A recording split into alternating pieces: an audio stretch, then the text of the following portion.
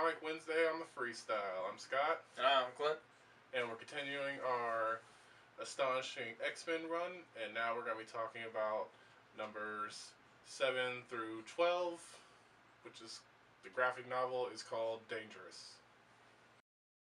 Alright, so this is part where we're going to talk about things we liked in it. And for me, I really liked just the bad guy in general.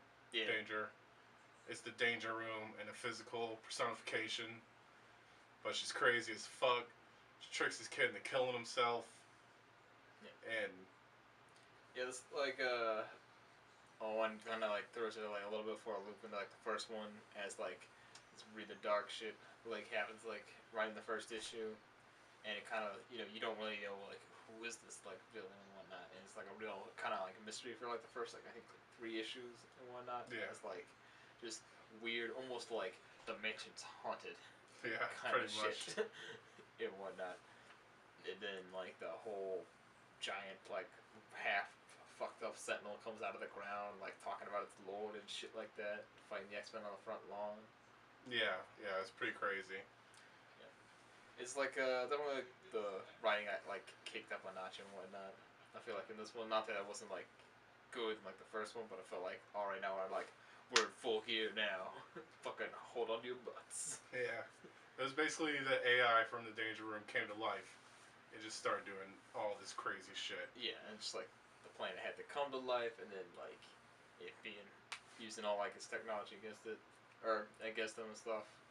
But I think like one of the cooler parts is when you finally do get the Danger Room in like an actual like human form and whatnot. Yeah. It just fucking wrecks the X-Men. Yeah, because it's so used to fighting them that it's just like, oh, this bitch is gonna do this, this bitch is gonna do that. It's like they never stood a chance. I'm gonna take a quarter turn right here, hold my fist out. Yep, that bitch ran straight into it. You're freaking like, I'm gonna throw Colossus at Kitty. He's gonna be all like, fuck. If I hit her on full metal, she'll just explode. That idiot'll turn to flesh. I'll spear him. Yeah. Get them both. It's pretty cray. It's pretty cray. And I also really enjoyed Xavier as an F and G. Oh yeah, he like shows up at the end of this thing. It's pretty freaking awesome. Yeah. What'd you say your likes are? I mean, definitely like those like the bad guy for sure. Like the whole like making the mansion seem like almost feeling like a supernatural story. And then it's just like, oh no, it's a fucking existential like tech AI story about a character that's been there since the beginning that we never even like think about. It's a technicism. Yeah.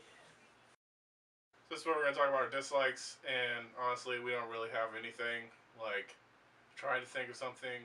I mean, besides like that stuff I said in the first one, like no Gambit, Iceman, Nightcrawler, but that persists all the way throughout. But I mean, man, we didn't even touch on the whole Fantastic Four opening and Kitty Pryde stuff. I mean, we can't talk about everything. Yeah. They were. Yeah, you know what's a dislike? There wasn't enough Fantastic Four in this book. Got it. And this is the part where we talk about our favorite moment. And for me, it was right after, or shortly after the giant sentinel gets awoken to fight the X-Men and distract him and whatnot.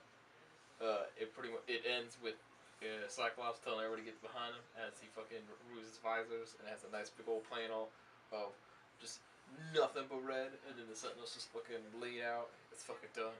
Over. Yeah, it's pretty cool that the Sentinel's just like crawling there with one arm, fucking spouting like some Jesus non-shit, senseless shit. It was a pretty cool scene. Yeah. They had some good shots. Yeah.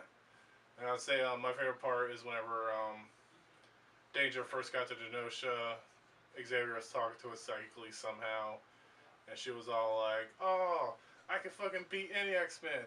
I fought all the X-Men 100 times. They can't fucking do me nasty at all. And then fucking Xavier's like, you never fought me, bitch.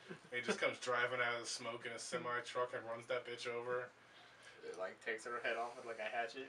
Yeah. It's just like, wow, man, Xavier fights dirty. It was a pretty tight scene.